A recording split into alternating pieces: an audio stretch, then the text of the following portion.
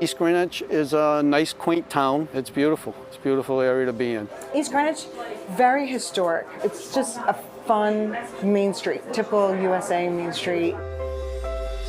No, it's not Newport or Narragansett Bay, but it is East Greenwich, Rhode Island, and Greenwich Bay. And if you don't mind fewer swarms of tourists, much easier parking, and a lovely historic town and surrounding area with its own outdoorsy appeal, you may never miss Newport at all.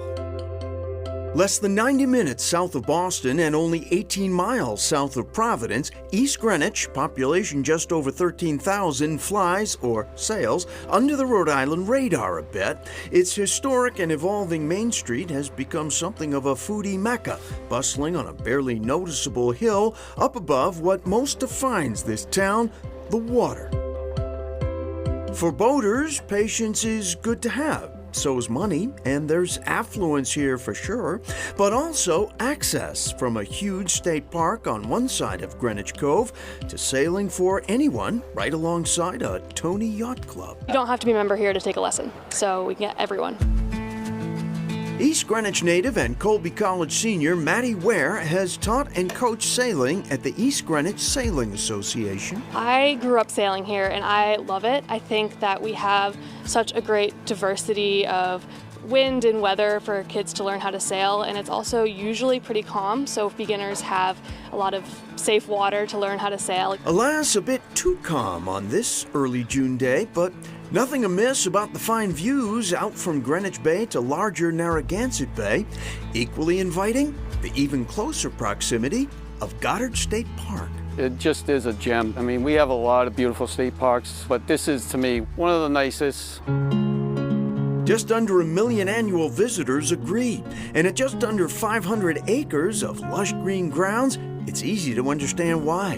The park is open year-round, but summer sees the most use. People looking to just escape for free and picnic, lie on the beach, take a guided horseback ride through wooded trails, or just walk the dog.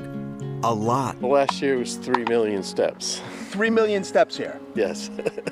So you know these walking paths like the palm of your hand. Oh, yeah. Is it a nice place to walk the park? Oh, it's beautiful. There's also a 9-hole golf course, lovely, public, and cheap. $10 for seniors, $15 for others during the week. Weekends and holidays, it's up to 20. Oh, it's up to 20. I think that's still well under what you'd pay at Pebble Beach. Yeah, a little bit. A little bit.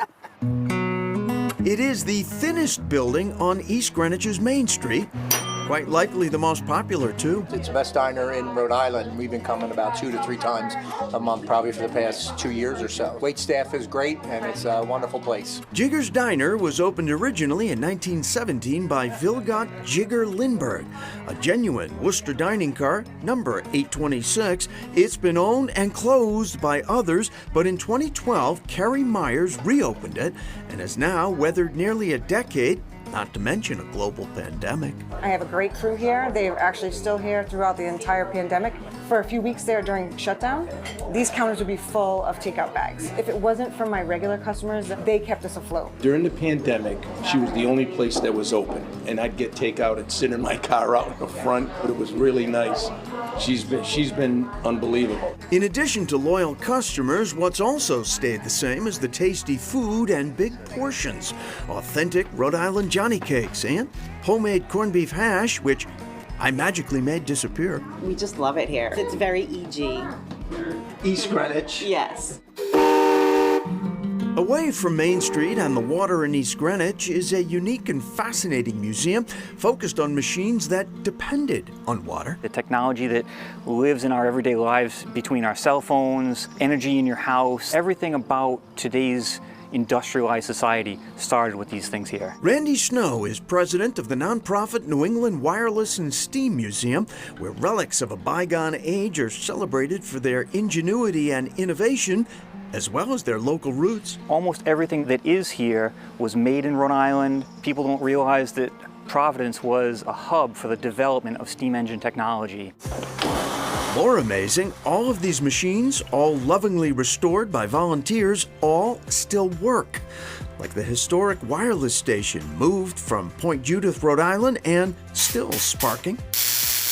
Wireless to steam, A reminder that water then and now really does define East Greenwich.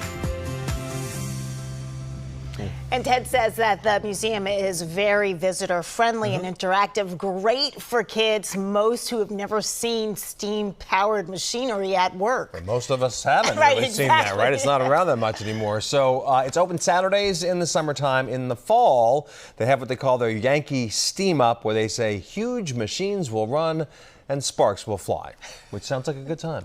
Sparks will fly. There you go. Coming up, the islands of Lake Champlain.